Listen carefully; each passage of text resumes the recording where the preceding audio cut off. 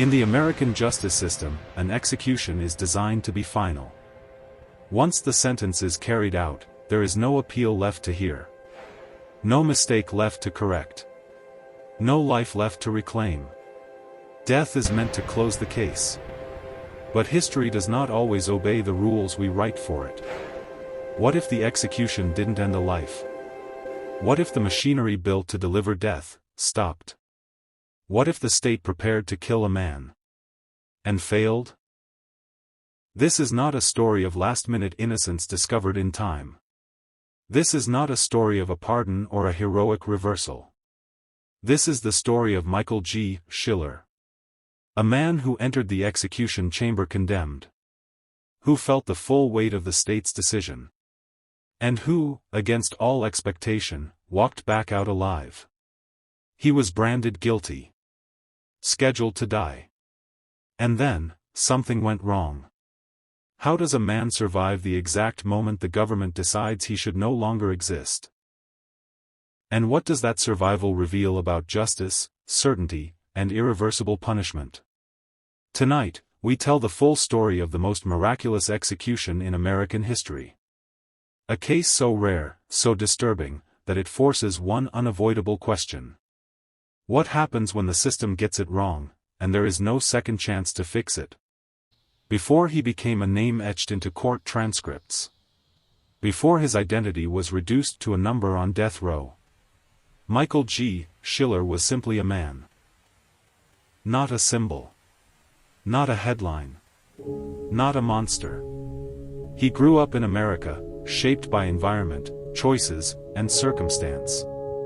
The same forces that shape millions of lives that never intersect with the justice system at all. There were struggles.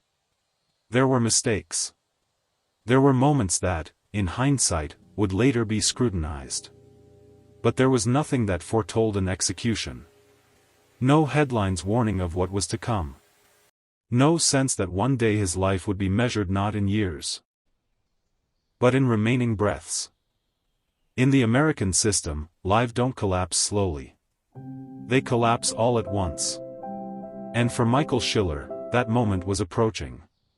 Can a single accusation erase an entire lifetime? A violent crime shattered the quiet of the community. Fear moved faster than facts ever could. And fear demands answers. Investigators were under pressure.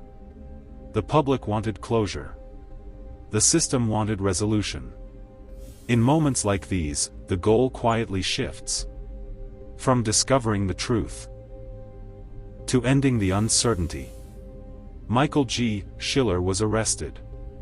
And from that moment forward, the story began writing itself. Not tested. Not questioned. Declared. Alternative explanations faded into the background. Contradictions were minimized. Loose ends were tied just tightly enough to hold. What happens when investigators stop asking what happened? And start asking how do we prove it? On the surface, the case looked complete. But beneath it were fractures. Small at first, then impossible to ignore. Testimony shifted. Timelines blurred. Evidence was interpreted instead of verified. Questions that should have slowed the process, didn't. Doubts that should have mattered, were dismissed.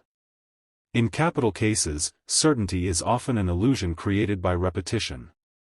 The more a story is told, the truer it begins to feel. Michael Schiller watched as the courtroom transformed doubt into confidence. Not because every question was answered, but because the narrative no longer allowed new ones. How often does justice mistake certainty for truth? The verdict came. Guilty. One word. Powerful enough to erase everything that came before it. Then came the sentence. Death. From that moment on, Michael G. Schiller was no longer living toward a future. He was living toward an end. Death row is not just confinement. It is erosion. Each day chips away at identity, memory, and time itself. Hope becomes dangerous. Silence becomes loud. And every sound carries meaning. The date was set. Procedures were rehearsed. Witnesses assembled. History prepared to close the book. Michael Schiller was escorted forward, step by step, toward what the state considered inevitable. This was supposed to be final. And then, it wasn't. Something failed. A breakdown. A delay. A pause where none was meant to exist. In American history, executions are almost never interrupted. But this one was. Death hesitated. What does it mean when even the machinery designed to kill cannot complete its task? Michael G. Schiller survived an execution intended to end his life. Not because the system suddenly found truth, but because the system faltered. Legal questions erupted. Procedural failures surfaced. What was meant to be permanent became reversible. The impossible had happened. A man sentenced to die was still alive. Was this chance? Or was it a warning the system refused to hear? Surviving death row is not freedom. It is carrying the memory of what almost occurred. Michael Schiller emerged changed. Psychologically, emotionally, permanently. The system moved forward. But he could not.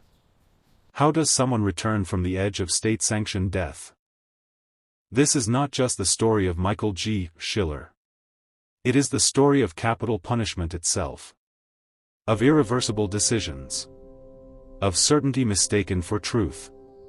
If the system can nearly execute the wrong man, how many others were not spared? This was the most miraculous execution in American history. Not because death occurred, but because it didn't. And the question it leaves behind still echoes. Should any system ever hold the power to make a mistake that cannot be undone?